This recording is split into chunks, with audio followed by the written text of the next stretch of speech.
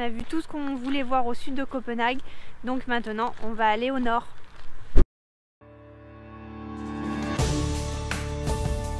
Salut à toi, nous c'est Sarah, Jordan et Hera. L'année dernière, on a pris la plus grosse décision de notre vie, partir découvrir l'Europe à bord de Bobby, notre fourgon aménagé. Même si pendant ces derniers mois rien ne s'est passé comme prévu, on continue l'aventure avec le sourire. Allez, bienvenue dans cette nouvelle saison. Direction le Cap Nord.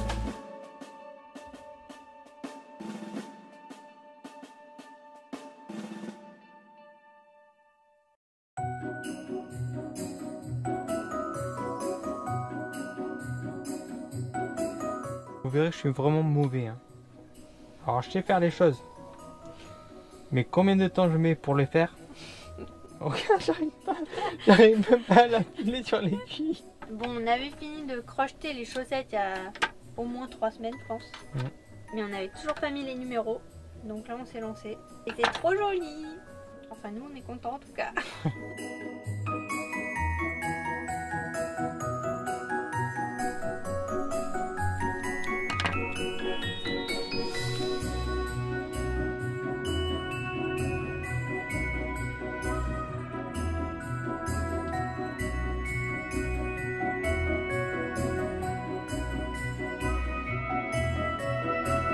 Cette nuit il a neigé et là ce matin franchement on a vraiment froid. Il fait que -2 mais vraiment on est congelé. On l'a bien senti cette nuit et même la nuit dernière qu'il recommençait à faire froid. Donc ça y est, on retrouve les températures négatives qu'on était venu éviter.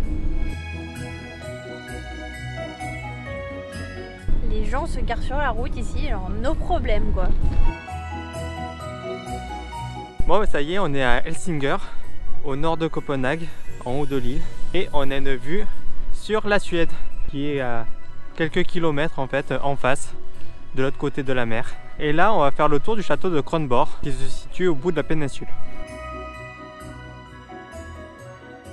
Alors vous le verrez peut-être pas à l'image, mais il se met à neiger de fou, il fait bien froid.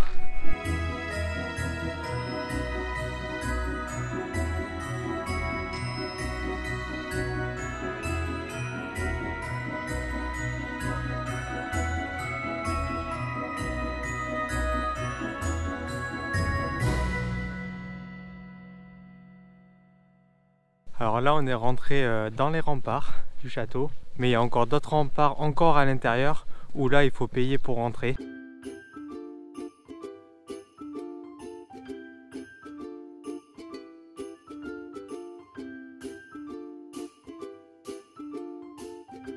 Bon, je sais pas si vous ça vous fait pareil, mais nous à chaque fois qu'on va quelque part en fait c'est en travaux. Là sur l'autre façade c'était joli, mais sur celle-là bah il y a des échafaudages de partout. C'est dommage, mais on a l'impression que c'est tout le temps comme ça en fait. Dès qu'ils finissent quelque chose, ils recommencent des travaux à côté, donc c'est un éternel recommencement. Alors on peut vous dire qu'on a vraiment très froid aujourd'hui. Je sais pas ce qui s'est passé là, on est passé à travers un espace-temps, je sais pas. À Copenhague c'était bien, il faisait 11 degrés et tout. Et là il fait, je sais pas, 0 ou -1 degré, il neige et on a les doigts congelés. Bon, il y a un gros spot de pêche ici, entre la Suède et le Danemark. Il y a énormément de courants. Du coup, il y a tout le monde qui est en train de pêcher là. Ce qui est dommage, c'est qu'on est vraiment juste à côté de la Suède et que bah, on pourra pas y aller. Enfin, on pourrait y aller en soi, mais avec le coronavirus et tout, c'est un peu compliqué. Là, on se rapproche des fêtes de Noël, donc on a envie de rentrer en France, voir nos familles aussi. Mais quand il fera un peu plus chaud et que tout ce qui est en train de se passer là se sera calmé, on y retournera, on visitera la Suède et la Finlande en long, en large, en travers, je pense. C'est ce qui était prévu à la base, mais bah, il faut savoir s'adapter. On a eu de la chance quand même de faire tout ce qu'on a fait, donc voilà, ça va nous donner une excuse pour repartir. Comme on vous l'avait déjà dit, on a déjà plein d'autres projets en tête pour la suite. On va avoir besoin d'une petite pause pour y réfléchir et pour mettre toutes nos idées à plat. On va en profiter voilà, pour passer les fêtes de fin d'année avec nos familles. Dès l'année prochaine, il y aura de nouvelles aventures qui commenceront.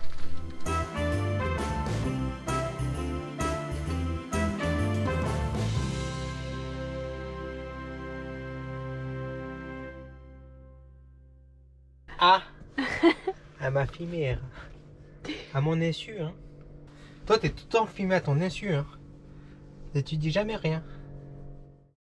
Depuis qu'on est revenu dans le camion, Hera est trop contente. Parce que forcément, elle a le droit de dormir sur le lit. Parce que quand on était dans l'appartement, on refusait qu'elle monte sur le lit. Mais comme en Norvège, elle avait pris l'habitude de dormir avec nous parce qu'il faisait froid, bah là on la laisse toujours monter sur le lit avec nous. Et d'ailleurs en fait il fait quand même très très froid. Ce matin elle était sous la couette. Et donc comme chaque soir elle attend juste le moment pour monter sur le lit. Tout à l'heure elle voulait même pas manger en fait, elle avait juste hâte de monter sur le lit. Hashtag pyjama dégueulasse, action. Donc la dernière fois on avait mis les numéros enfin sur le calendrier de l'Avent. Et hier, ça y est, on a acheté tous les chocolats parce que on n'allait pas le laisser vide quand même. Et aujourd'hui, on est le 1er décembre, alors on va ouvrir nos premiers chocolats. On est trop contents.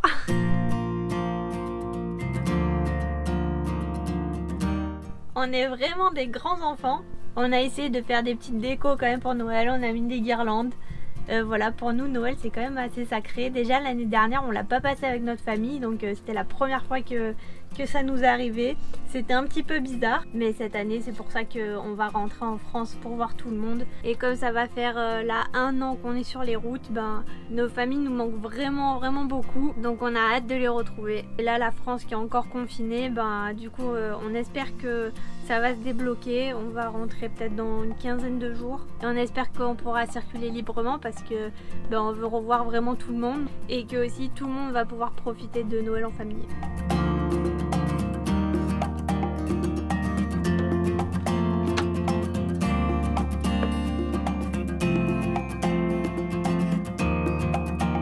Ces derniers jours on avait un petit peu galéré encore à démarrer le camion le matin parce qu'il faisait très froid.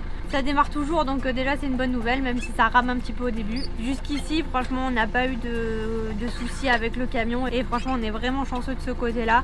On touche du bois pour que ça continue comme ça jusqu'à la fin du voyage, mais ça c'est vraiment cool parce que Bobby il est vraiment robuste et on est vraiment trop content de ce côté là.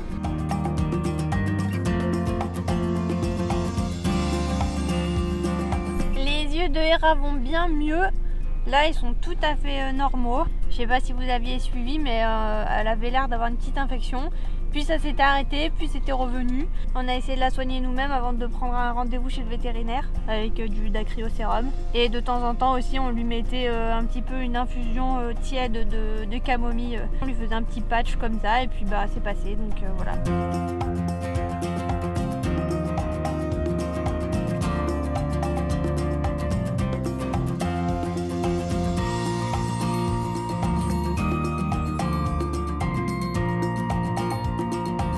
On est du coup sur l'île de Møn, qui est une île juste en dessous de Copenhague. Elle est toute petite. On va voir les seules falaises qu'on trouve au Danemark.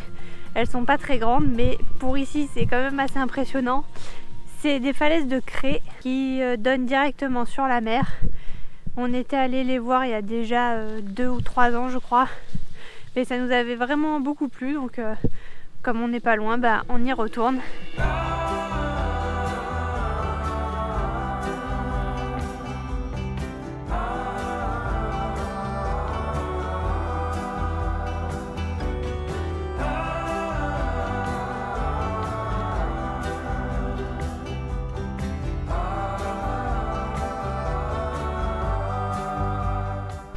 Je pense qu'à la caméra on voit pas bien, mais là la couleur de l'eau est vraiment très belle. Les falaises de craie blanche en fait ont un impact forcément sur la couleur de l'eau et ça la rend vraiment bleu-verte. C'est très beau. Quand on était venu là la première fois c'était l'été, donc forcément on n'a pas eu le même paysage. Tout était vert, tout était en fleurs. Là on est dans l'automne bien avancé, voire même dans le paysage d'hiver quand même. Mais c'est quand même très joli.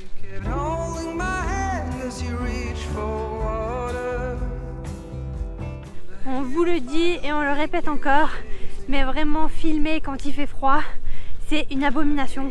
Donc si vous voulez nous soutenir moralement, mettez-nous un petit pouce sous la vidéo et surtout abonnez-vous pour voir les prochaines vidéos. Déjà, ça nous aide énormément.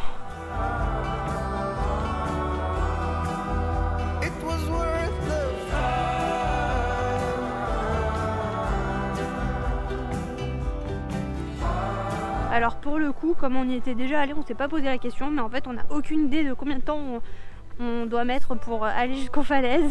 Donc voilà, c'est un peu le suspense là. On n'a pas le souvenir que c'était très long. Mais en fait le truc c'est qu'on ne s'est pas du tout garé au même endroit que la dernière fois. Donc du coup en fait on n'en sait rien du tout. Mais bon, s'il y a bien une chose que nous a appris ce voyage, c'est de ne pas trop planifier parce que ça sert à rien. Il y a toujours des choses qui ne vont pas comme c'était prévu. Du genre les randos qui durent 7 heures au lieu de 2. Des randos aussi où on peut pas aller jusqu'au bout parce qu'il y a eu une avalanche, où il y a des éboulements. D'autres où le chemin n'est pas du tout balisé, ou alors il y a une cinquantaine de centimètres de neige. Bref, on a appris à ne plus trop prévoir. Et en fait c'est bien. Ah bah ça y est, un chemin pour descendre.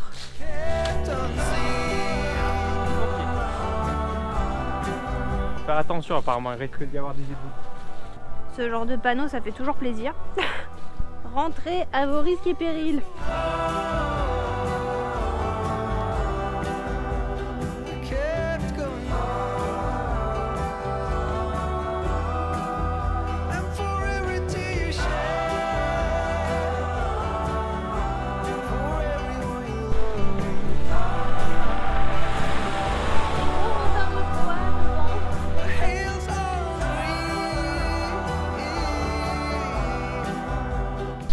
Ça, c'est tombé il n'y a pas longtemps, je pense.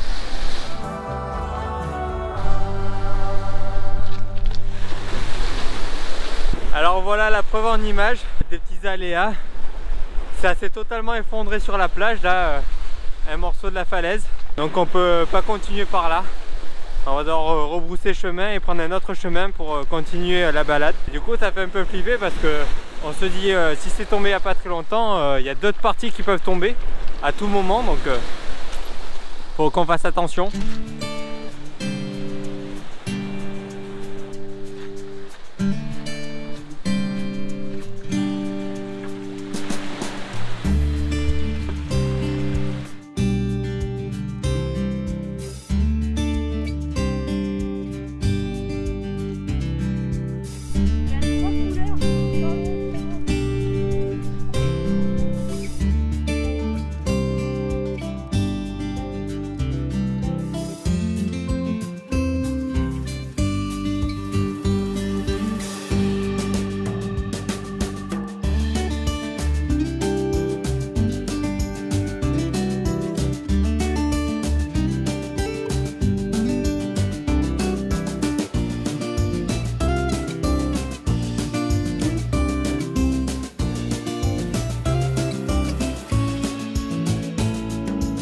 C'est sûr que c'est pas du niveau des randonnées norvégiennes.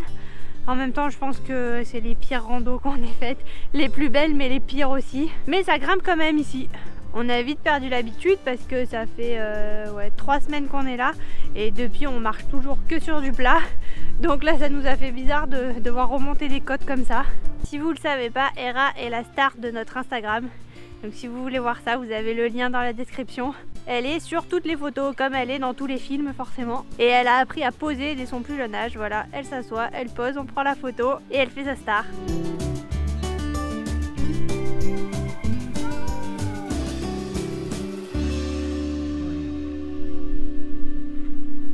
T'es trop forte toi, hein. Toi t'es la plus forte, hein. Bon bah voilà, on va pas continuer plus loin parce qu'il est 14 h, on a faim, donc on va rentrer doucement au camion. Donc il y a plusieurs chemins de randonnée tout le long là sur la falaise. Vraiment, le redit, c'est à voir si vous venez ici.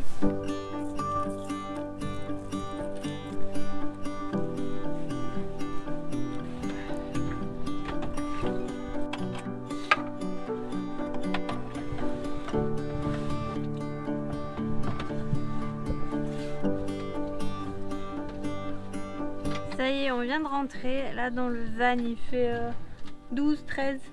Mais là comme juste on va manger et qu'après on va reprendre la route, ben, on prend pas le temps d'allumer le chauffage parce qu'au démarrage ça consomme pas mal d'électricité et puis le temps que ça chauffe tout le van il nous faut quand même bien une demi-heure, donc ça sert à rien de l'allumer. Du coup souvent on se retrouve voilà, avec des températures assez basses dans le van, mais on commence à y être habitué.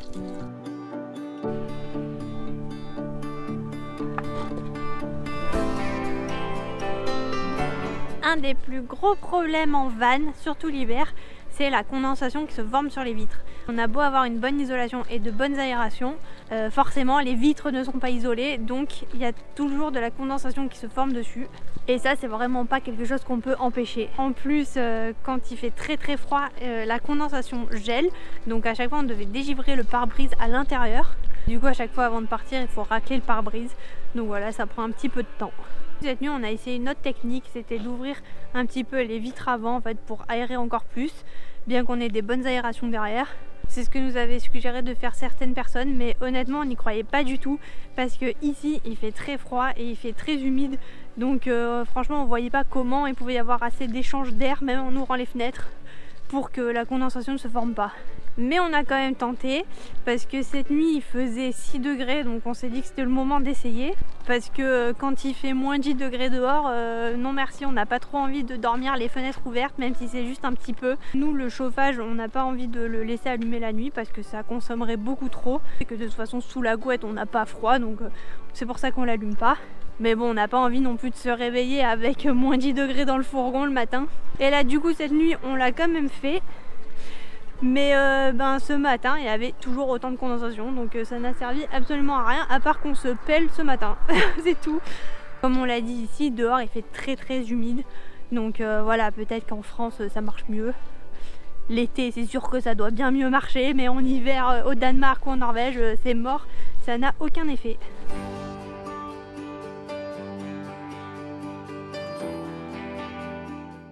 À savoir qu'en plus hier soir on n'avait même pas fait la cuisine, on a mangé vite fait comme ça, donc on n'avait même pas fait chauffer de l'eau ou quoi, donc on n'a pas eu beaucoup d'humidité dans le camion et les vitres étaient quand même trempées ce matin. Mais ça, tout le monde pourra vous le dire que la condensation sur les vitres, on peut rien y faire. Nous on a quand même l'avantage qu'on a zéro condensation sur les murs parce que notre isolation est très bonne. On vous fera d'ailleurs un retour en vidéo sur notre isolation pendant tout ce voyage, parce qu'il faut savoir qu'on a affronté 2 fois l'hiver à moins 15 degrés et on a affronté aussi la canicule en Grèce, donc voilà, je pense que là on est bien rodé, on pourra bien vous en parler. Mais en tout cas sur les vitres, même en mettant des isolants par dessus ou à l'intérieur, il y a quand même de la condensation qui se forme. Par contre, le fait de mettre des isolants sur les vitres, ça permet quand même qu'il fasse moins froid ou moins chaud. Mais pour être honnête, vous aurez beau isoler comme vous voulez, c'est normal qu'il y ait de la condensation sur les vitres. Bref, ça ne nous empêche pas d'aller bien et d'être très bien dans notre fourgon. Et ce matin, on va voir la plus belle plage du Danemark.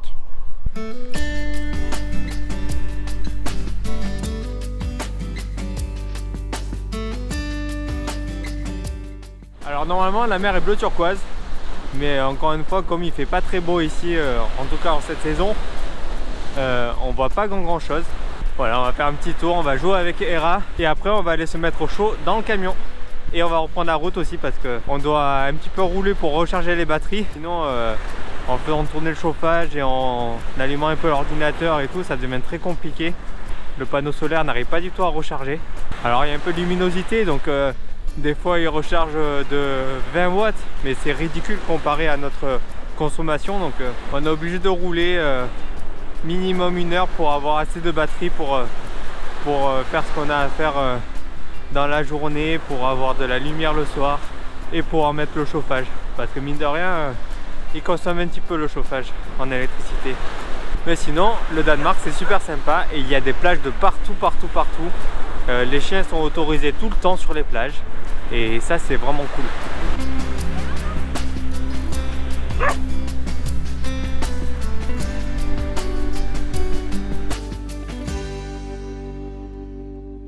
En soi, tout ce qui est nécessité électrique, du genre juste les lumières, en fait, on pourrait largement s'en sortir.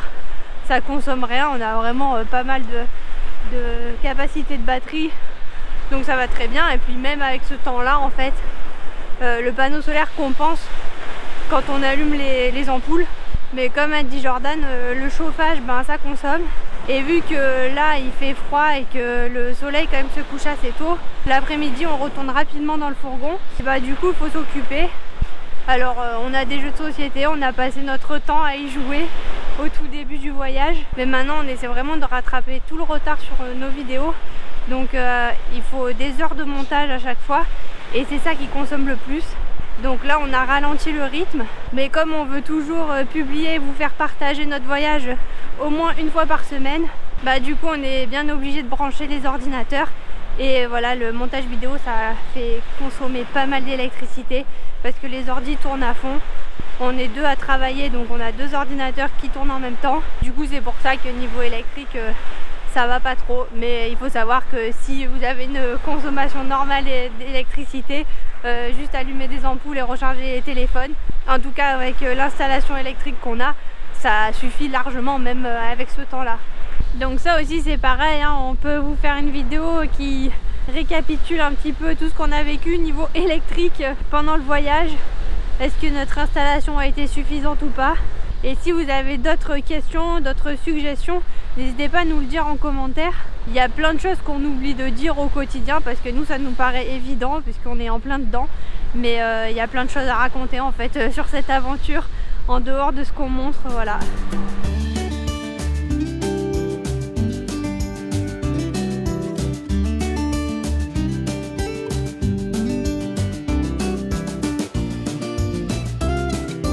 Donc ça y est, on sort du Sealand là et on va sur l'île de Fun. Le but aujourd'hui c'est de faire la lessive et de faire quelques courses.